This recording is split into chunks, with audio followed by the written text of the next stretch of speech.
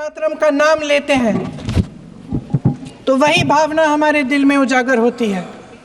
जब हम वंदे मातरम का नाम लेते हैं तो हमें उस पूरे इतिहास की याद आती है जो स्वतंत्रता संग्राम का इतिहास था, उसकी पीड़ा, उसका संघर्ष, उसका साहस, उसकी नैतिकता,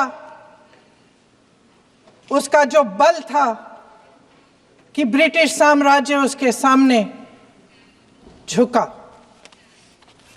अध्यक्ष महोदय, वंदे मातरम उस आधुनिक राष्ट्रवाद की अभिव्यक्ति है जिसने भारत के लोगों को एक राजनीतिक और नैतिक आकांक्षा से जोड़ा, जिसने भारत के लोगों को एक साझा नियति के उत्तराधिकारी, एक साझा भविष्य के निर्माता के रूप में देखा। लेकिन आज की ये बहस मुझे कुछ अजीब सी लग रही है।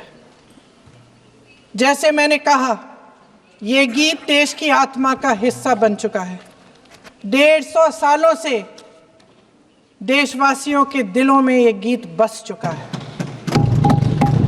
75 सालों से हमारा देश आजाद है, तो फिर आज इस बहस की क्या आवश्यकता है?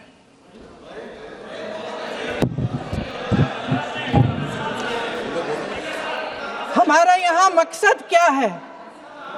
जनता से हमें दिया गया दायित्व, जनता का विश्वास, उनके प्रति हमारी जिम्मेदारी, हम किस तरह से इसका इस्तेमाल कर रहे हैं, हमें ये सोचना चाहिए। क्योंकि अब इस मोड़ पर हम इस सदन में अपने राष्ट्रगीत पर भी बहस करेंगे। आपने बहस मांगी है, आपने बहस मांगी है। आप तो इलेक्टोरल रिफॉर्म्स की बहस नहीं मांग रहे थे कि जब तक हम इस पर बहस नहीं करेंगे तब तक उस पर बहस नहीं होगी। इसकी वजह क्या है? इसकी वजह क्या है? हम आज यहाँ ये बहस क्यों कर रहे हैं? हमारा राष्ट्रगीत है, इस पर क्या बहस हो सकती है? हम ये बहस यहाँ आज 2 वजहों से कर रहे हैं। पहला कि बंगाल का चुनाव आ रहा है, हमारे प्रधानमंत्री अपनी भूमिका निभाना चाहते हैं उसमें। और दूसरी वजह